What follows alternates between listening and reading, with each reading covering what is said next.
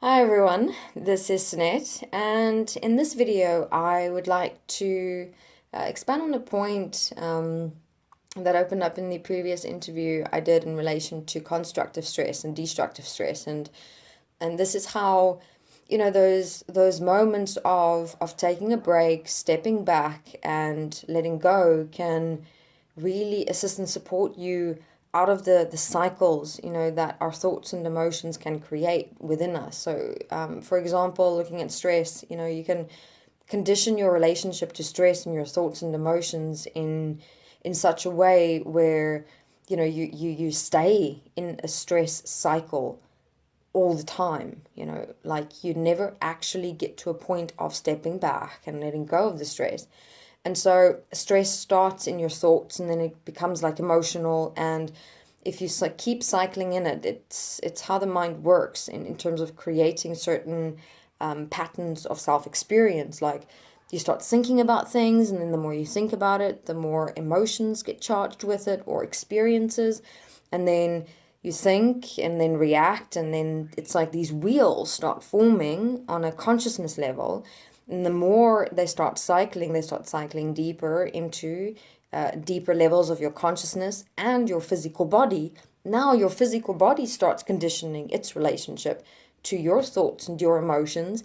And there you actually create and program yourself mentally as well as physically into a state of constant, continuous stress. So it's like those moments, those breaks that you take throughout your day. And I mean, even if you are a person who works a 9 to 5 job or a 5 to 5 job, mainly working the whole day, there are moments where you can, for example, just take a break, take your lunch break. Even when you go to just go for a walk around the office or outside the office, or when you go and use the bathroom. There's always opportunities of where you can just stand up from your workspace, take a breath, and just focus on your breathing. If anything comes up in your mind, you just let go. Just stop participation. Say, no, I'm focusing now on my breathing, on my walking, or my eating, or my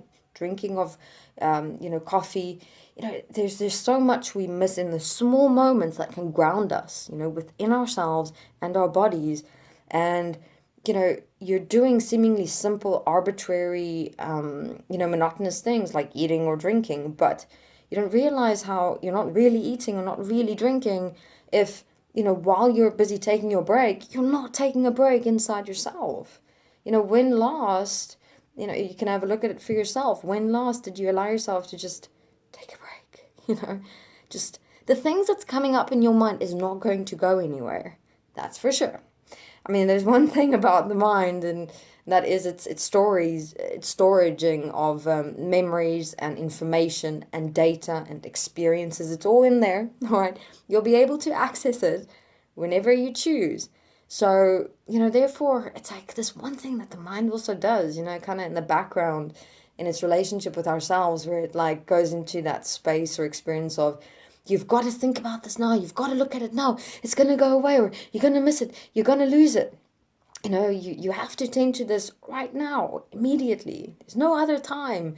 And this has to be solved right now. You can't even take a minute or a second, of your own time just to ground yourself, just to stabilize yourself. It has to be looked at now.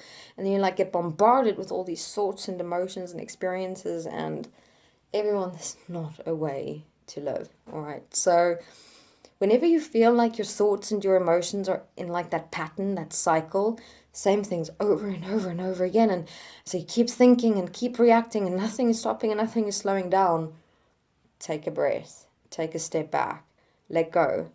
It's okay. The problem is not going to go anywhere.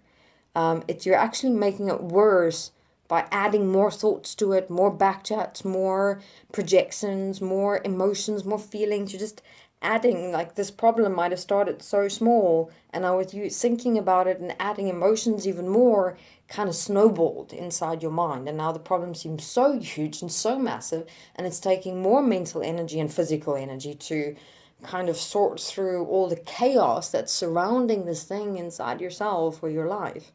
Right? So What I also, for example, did in my process that assisted and supported me was to, in moments, go sleep. I go lying down, especially when just everything felt so chaotic inside of me, and I couldn't find any point of breathing and forgiveness just to step out of it, because your point of breathing and forgiveness when things come up inside yourself is done when you can take that step back and look at, the thoughts and reactions. But it's like sometimes I was just so into it, I couldn't even get out of it. So I found sleeping helped, where I would take 30-40 minute nap. But really, and as I'm closing my eyes, I just breathe. I just focus on my breathing. And I'm just saying to everything coming up in me, look, later, not now, not now. And I would just breathe and then sleep. And then the moment I wake up, the first question I ask myself is, okay, what triggered these thoughts? What triggered these emotions? What's going on within me? And I'd start writing it out. So I'd have my notepad right next to me, when I go and lie down. So when I wake up, it's the first thing I direct. Where the first moment I wake up, I don't wake up thinking about the thing again or reacting to it. That's in here is where the problem was created in the first place. So the moment I woke up, I would take my notepad, my pen, and I would start writing out, asking the questions. Where did the thoughts come? Where did the emotions? What is the problem? What is the forgiveness I need to do? What is the correction? How do I solve this? Because, through the sleeping, I could step back and just let go for a moment, which gave me that space inside myself to effectively look at, what was happening and what was going on inside myself. So that's also a support, when you get lost in cycles of things in your mind. And then this is why I emphasize the breaks, in your everyday life. Those moments, even if it's a minute, tend to what you're doing right in front of you. Are you really eating?